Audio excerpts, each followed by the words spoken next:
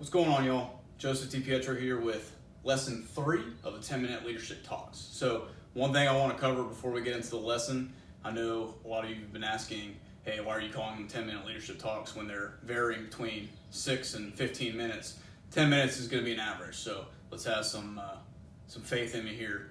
Basically just want to put it under 10 minutes as much as possible so that they're short, to the point videos, and we don't want to drag on too long. I think that's a problem maybe in today's leadership, but we kind of drag on a lot. So 10 minutes or less is the goal. Some of them might be a little bit longer, all right? So now we're going to get into lesson 3 today.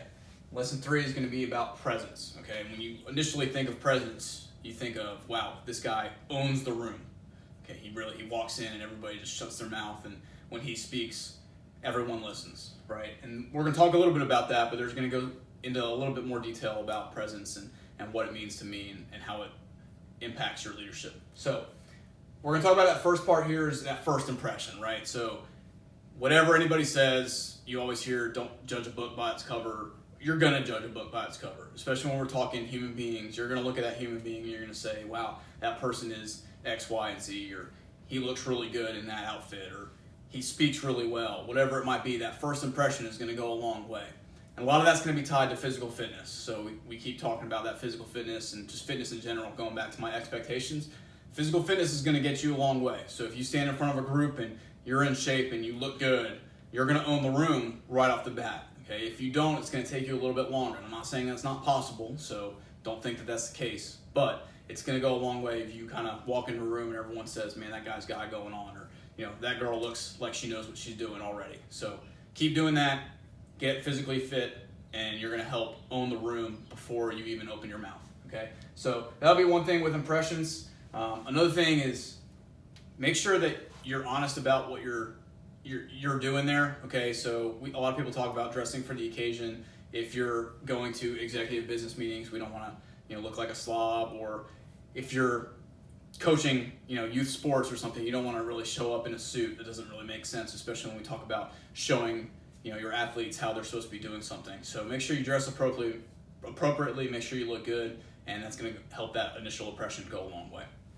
All right, next is going to be interaction. So when we talk about presence and interaction, what I mean by that is how much you get down and dirty with your individuals, all right? So varying from different types of organizations or different lines of work. I know from my background, it was real easy for me to kind of work with my subordinates because of the line of work that we were in. But one of my highest recommendations is to get dirty with your folks, all right? And doesn't necessarily mean you have to roll around in the dirt or anything like that. But, if your folks are doing a job, then as much as possible, try to get out there with them, okay? You don't want to get in the way, so that's where the balancing act goes, especially when we talk about very unique, specific jobs and skill sets. If you might not be as tied into it as the workers are, then you don't want to kind of get in the way. But as long as you're keeping your distance and you're not getting in the way, then ask folks what they're doing and see where you can help, right? Inject yourself.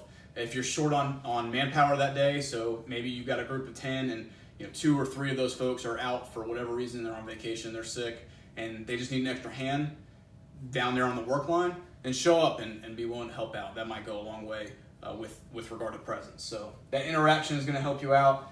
Another part of that interaction that I found extremely valuable is that when you're working or when you're a little bit more casual with your subordinates, you're going to find out a lot of information about them just by being there. Okay, so if you're seen as part of the team rather than that stoic, out of this world leader that we've talked about prior to this, they're probably going to open up to you a little bit more, and you're probably going to find out some information that you may or may not want to know, but you're going to find out information that's really important for you to know that might be regarding what the folks are doing on the weekends, what they're doing in their free time, how they think of other people in the organization.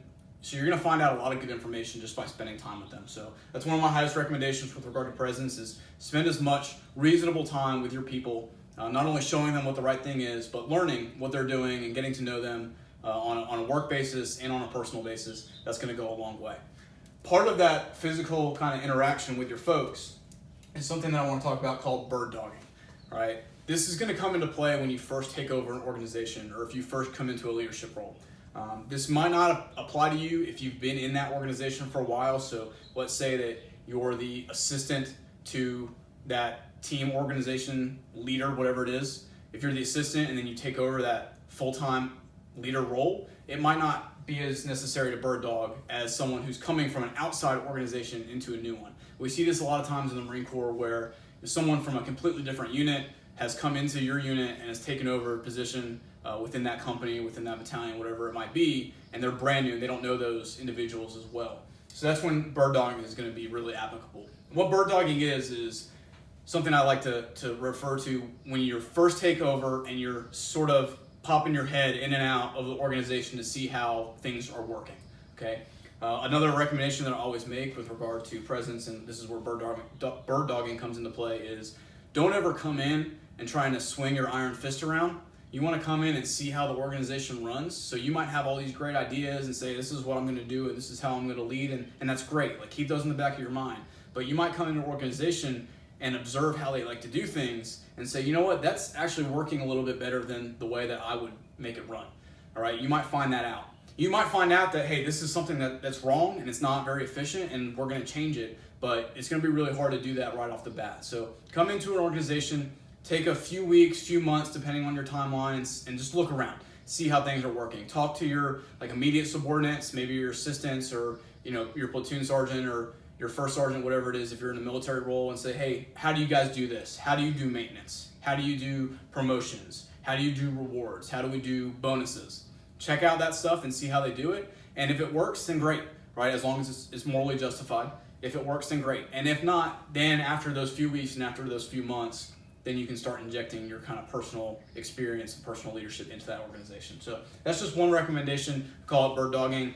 I'm very cautious about coming in there and trying to make it your way or the highway. But if that's your style, then go for it. Just make sure you own it. All right, next up we're going to have the vocal presence. So public speaking is very difficult for a lot of people. It's going to take a lot of practice. It's going to take some time putting yourself in a situation where you might not be as comfortable.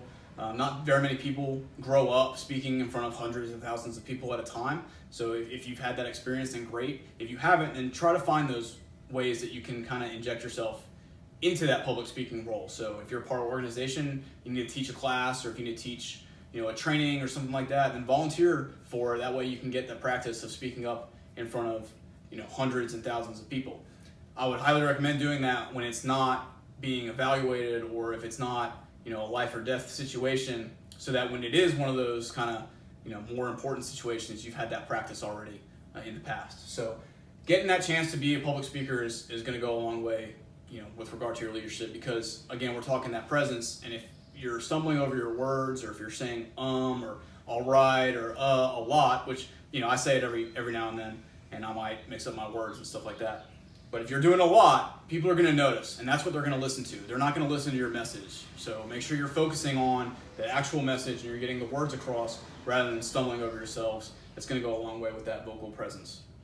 The other thing with vocal presence is that you want to speak loudly, speak clearly, make sure you're not speaking that fast. That's something that I struggled with a lot growing up and still struggle with every now and then, is I might speak a little bit too fast so people can't understand, especially if you're in an environment where you have a very diverse group, right? If you have an international business community that you're talking to, or if you have folks from all over the world or all over the country that have different dialects, they might not understand you as well, so you might want to slow down a little bit and talk a little bit more clearly and more slowly for them to understand that. So that's going to go a long way, is all the vocal presence keys, and that's going to help convey your message a lot better.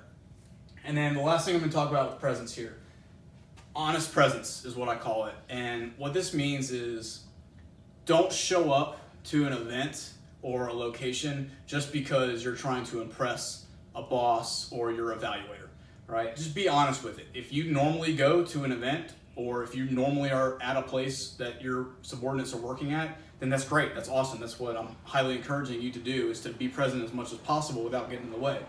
But let's say you have an inspection coming up and you don't typically go up to your work line and visit your subordinates. Well, that inspection comes around and there you are wearing the work uniform of the day with the rest of your subordinates, showing off that you're there. That's garbage, all right? Be honest about it. You should be doing something on a regular, daily, weekly, monthly basis, and if it happens to fall under that inspection timeline, then great. Like, you're there like normal and they can see how you operate. But one of the things that really bothers me a lot is when people don't really act like themselves just because an inspection or an evaluation is going on. on. So just be true to yourself, be true to your workers. Your workers are going to know what's going on. You're not going to be able to bullcrap them. So if you're never up on the line and all of a sudden the evaluation comes over and there you are on the line, your subordinates are going to look at you crazy and then you're going to lose trust. So make sure you're just being honest with yourself and with your people and only show up to the things that you really actually truly care about and show up to, not just on inspection or evaluation day. So that's going to conclude lesson 3 here on presence. Just a reminder, if there's any confusion about anything about me or my background, be sure to look in the channel bio and then the leadership talk playlist bio. There's going to be some more information there so you kind of understand where I'm coming from. I'm trying to be a little bit vague on some things, so just want to make sure that that's clear. But as always, if you have any questions, send them my way. And this concludes lesson 3 on presence. Have a great day.